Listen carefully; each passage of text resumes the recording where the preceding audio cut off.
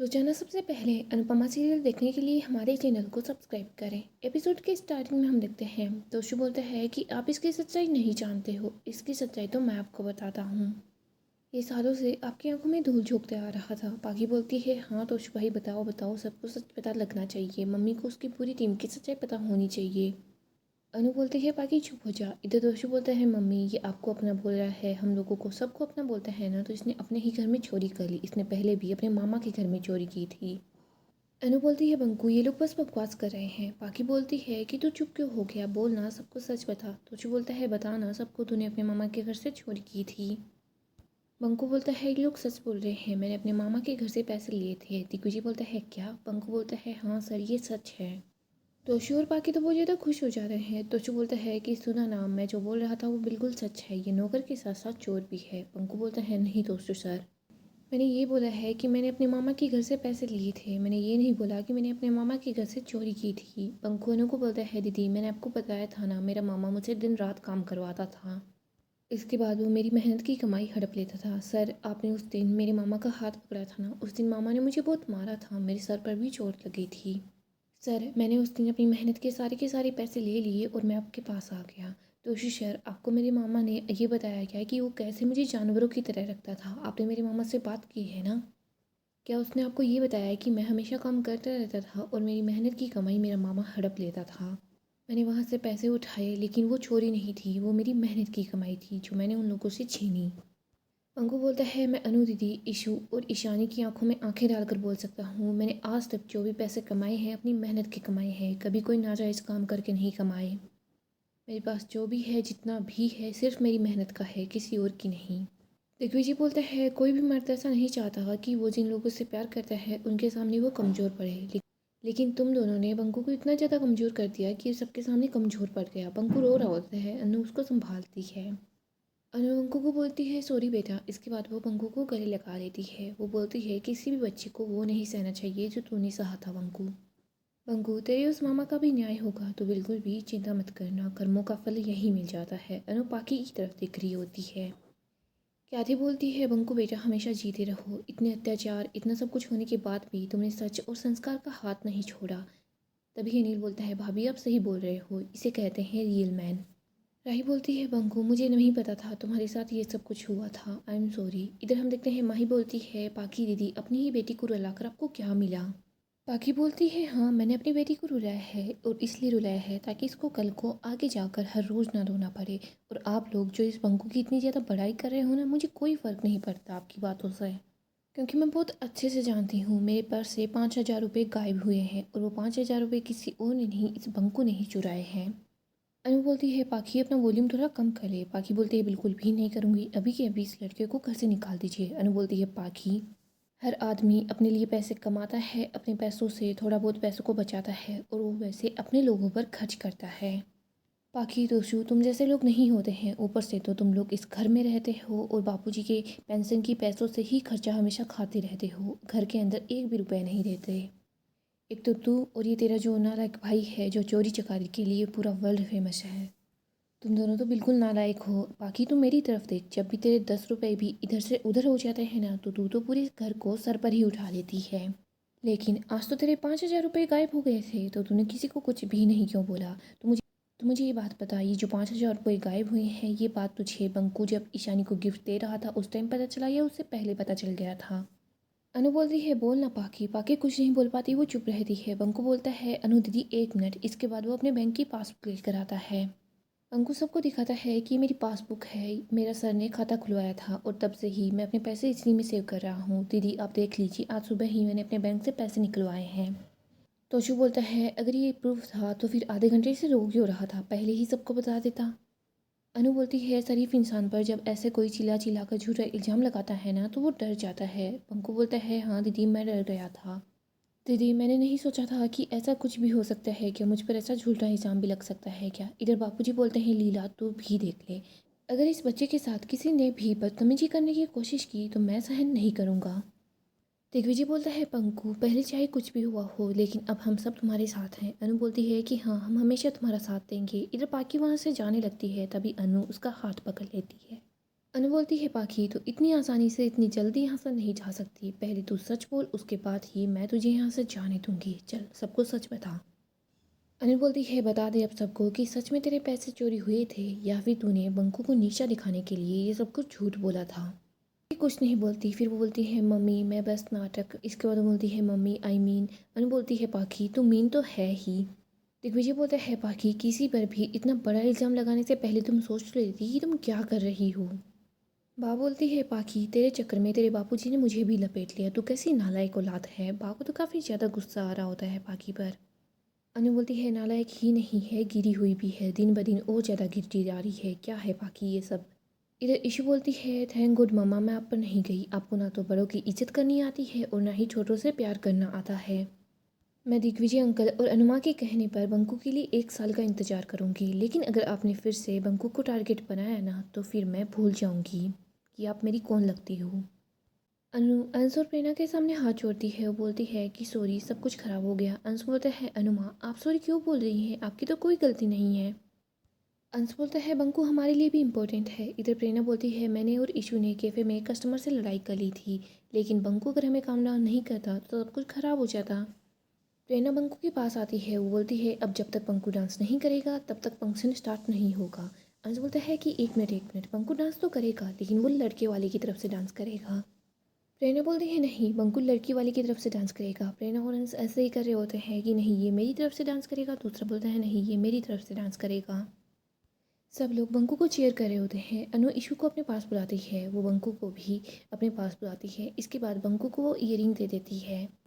अनु बोलती है बंकु अब शर्मा भी क्या रहा है। इसके बाद बंकु इशू को वो ईयरिंग दे देता है। इशू उन्हीं ईयरिंग को पहन लेती है। इशू बोलती है बंकु चाहे कोई कुछ भी बोले लेकिन मैं तुम पर ट्रस्ट करती हूँ और हमेशा करती रहूँगी। अंश बोलता है चलो अब जल्दी से बंकू डांस करेगा। यहाँ पर हम देखते हैं बंकू डांस करना स्टार्ट कर देता है। सब लोग काफ़ी ज़्यादा इंजॉय कर रहे होते हैं। अनु डांस करते करते पाखी के पास पहुँच जाती है। वो बोलती है कि मेरी नज़र हमेशा तुम पर है और पाखी जो ये तो हरकतें कर रही है ना, नहीं नहीं ये सब तो मुझे पता है बंकू और ईशू को एक दूसरे से दूर करने के लिए कर रही है, लेकिन देख वो दोनों तो दूर होंगे नहीं, कहीं ऐसा ना हो तू हमेशा हमेशा के लिए ईशू से दूर हो जाए। और बाकी अगली बार अगर ऐसा तो झूठा इल्ज़ाम किसी पर भी लगाए ना तो फटाफट पहले ही अपना सामान पैक कर लेना, क्योंकि मैं तुझे धक्के मारकर घर से बाहर निकाल दूंगी। आगे हम देखते हैं अनु चुनरी बना रही होती है, साथ ही वो पगड़ी भी बना रही होती है। अनु समर को याद करती है। वो बोलती है कि समर जैसे मैंने तेरे और डिम्पी के लिए पगड़ी और चुनरी बनाई थी ना, वैसे ही मैं अंशु और प्रेरणा के लिए बना रही हूँ। अनु इमोशनल हो जाती है। वो बोलती है समर तुझे सब लोग बहुत ज़्यादा मिस करते हैं, बहुत ज़्यादा याद करते हैं। समर जब भी मैं अंश को देखती हूँ तो उसमें मुझे तू ही नज़र आता है। तभी अनु यहाँ पर समर को भी देखती है। अचानक से लाइट ऑन होती है। अनु अपने आंसुओं को पोंछती है। वो दिखती है दिग्विजय यहाँ आया है। अनु बोलती है सर मैं तो काम कर रही थी, मुझे लाइट ऑन करना याद ही नहीं रहा। दिग्विजय बोलता है आप तो याद कर रही थी लेकिन किसी और को, या फिर ऐसा भी हो सकता है आप जानबूझकर अंधेरे में छुप कर बैठी हुई थी ताकि आपको कोई काम न बता दे। इसके बाद दिग्विजय हंसने लग जाता है। अनु भी हंस रही होती है। अनु बोलती है हाँ सर यही बात है, मैं छुप कर ही बैठी थी। वैसे बंकू ठीक है ना। दिग्विजय बताता है बंकू फिलहाल ठीक है, जब उस पर इल्ज़ाम लगा था तो वो बहुत ज़्यादा घबरा गया था, लेकिन जैसे ही इल्ज़ाम झूठा साबित हुआ तो फिर थोड़ा बहुत ठीक हो गया। लेकिन आप फिक्र मत कीजिए, आपके सारे के सारे बच्चे बंकू के पास है, उसका मन बहला रहे हैं। अनु बोलती है ये तो अच्छी बात है, मैं अभी जाकर सभी बच्चों को देख कर आती हूँ। अनु थाल रख रही होती है, तभी उसके हाथ में अचानक से दर्द होता है। दिग्विजय बोलता है अनुपमा जी सबको याद करना ठीक है लेकिन अपना ध्यान भी तो रखा करें। मैंने आपको वो हीटिंग पैड दिया था वो कहाँ पर है। अनु कुछ नहीं बोलती। अनु बोलती है सर आप मुझे डांट रहे हैं। दिग्विजय बोलता है कि हाँ डांट के बगैर तो काम चलेगा नहीं, क्योंकि आप दिन भर दौड़ती रहती हैं, सबका काम करती रहती हैं लेकिन अपना ध्यान नहीं रखती। दिग्विजय बोलता है आप सीधी बैठ जाएं। अनु सीधी बैठ जाती है। दिग्विजय अनु को बताता है कि कैसे उसको एक्सरसाइज करनी है। अनु जैसे ही वैसे करके देखती है तो उसका हाथ का दर्द ठीक हो जाता है। अनु बोलती है सर ये तो कमाल का है, वैसे आज के लिए काफ़ी है कोच सर, बाकी की एक्सरसाइज हम कल करेंगे। दिग्विजय बोलता है करना तो पड़ेगा ही वरना कोच पनिशमेंट भी देता है। आगे हम गौतम और मोटिबा को देखते हैं। गौतम बोलता है मोटिबा अनुपमा जी भी कैसी कैसी जोड़ियाँ बनाती है ना, उस नौकर को तो अपनी ईशानी के साथ जोड़ी बना रही है और अंश की शादी करवा रही है अपनी दुश्मन की बेटी के साथ। मोटिबा बोलती है महानता से बड़ी बीमारी कोई नहीं होती गौतम जी, जिसको ये बीमारी लग जाती है ना तो फिर वो उस दुनिया में कुछ भी कर सकता है महानता के लिए, सबको ये दिखाने के लिए वो महान है। तभी यहाँ पर ख्याति पहुँच जाती है। वो बोलती है कि वाह सबके सामने साबित तो हो गया था कि बंकू ने चोरी नहीं की है। मुरीबा बोलती है क्या थी, मैं चोरी पर सवाल नहीं उठा रही। मैं इस बात से हैरान हूँ कि कोई ऐसे ही राह चलते फटीचर इंसान से रिश्ता करने के लिए कैसे मान सकता है। दुनिया में अनुपमा जी के जितने भी भक्त हैं ना, उनसे जाकर पूछ लो, कोई भी अपने बच्चों की शादी ऐसे बर्तन मांजने वाले से बिल्कुल भी नहीं करेगा। राही बोलती है मुरीबा, उनकी शादी अभी नहीं हो रही है, उन लोगों ने बंकू को वक्त दिया है आगे बढ़ने के लिए। इधर प्रेम बोलता है मुरीबा, वो लोग खुश है तो हमें उनसे क्या ही प्रॉब्लम, हम लोग अपने काम पर फोकस कर रहे हैं। मोटिवा बोलती है कि टिंकू आज सुर कुछ पतले पतले लग रहे हैं। टिंकू बोलता है मतलब। मोटिवा बोलती है उनके यहाँ जा जाकर कहीं ऐसा तो नहीं ये नफरत कम हो गई हो। ख्याति बोलती है भगवान करे बस ऐसा ही हो। मोटिवा बोलती है ख्याति, मैंने तुमसे नहीं टिंकू से सवाल किया है। प्रेम बोलता है मोटिवा, इस सवाल का मेरा जवाब यही रहेगा कि मैं उनसे पहले भी नफरत करता था, अभी भी नफरत करता हूँ, मेरी नफरत उनके लिए नहीं बदलेगी। वो मेरी दुश्मन है और हमेशा रहेगी। हम शादी के फंक्शनों में मेहमान बनकर गए थे, दुश्मन बनकर नहीं। अंश राही का भाई है और प्रेरणा मेरी अच्छी दोस्त है, यही बात है।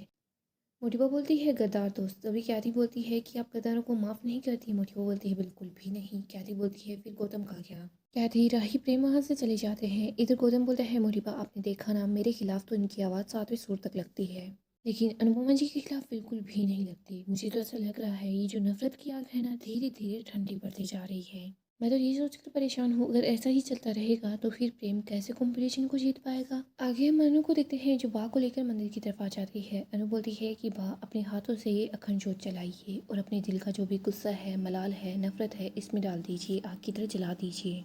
बा, नाराज होना, रूठना ये सब तो रखिए, लेकिन प्लीज़ नफरत करना छोड़ दीजिए, नफरत को जला दीजिए। बा दिया जलाती है। वो बोलती है कि नफरत को तो मैं जला दूंगी, लेकिन अपनी ज़िंदगी से जो मैंने सीख ली है, अपनी ज़िंदगी का जो अनुभव है, उसको मैं कैसे जला दूँ। मेरा अनुभव मुझे चीख चीख कर सिर्फ एक ही बात बोल रहा है, लेना अंश के लिए सही नहीं है, लेकिन तुम लोगों को सही लग रहा है, शादी भी हो रही है तो फिर ठीक है।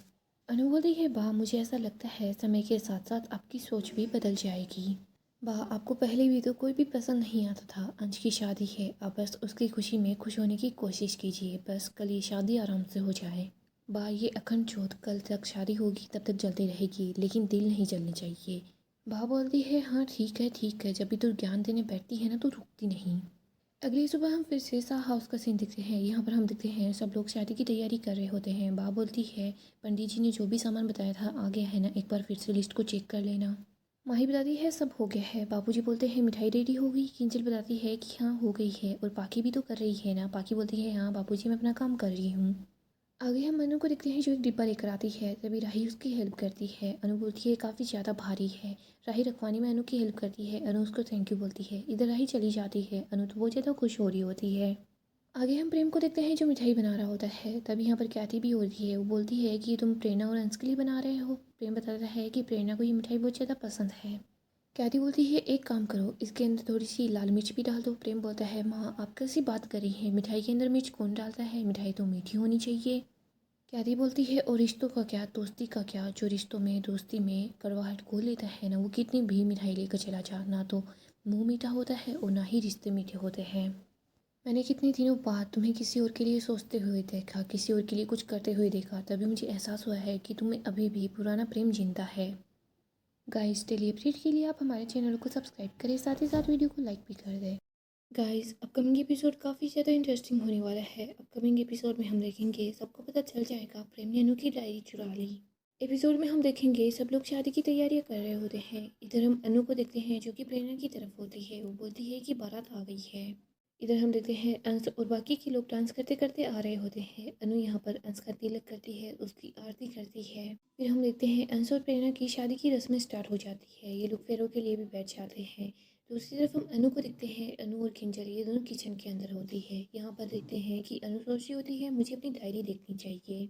किंजल अनु से कंपटीशन की ही बात कर रही होती है। अनु बताती है कि देख मैंने डायरी बनाई है। अनु जैसे ही वो डिब्बा खोलती है तो वो तो खाली होता है।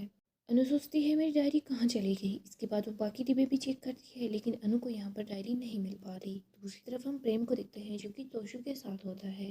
तोशु प्रेम को बोलता है कि मुझे एक राज की बात पता है। प्रेम बोलता है क्या।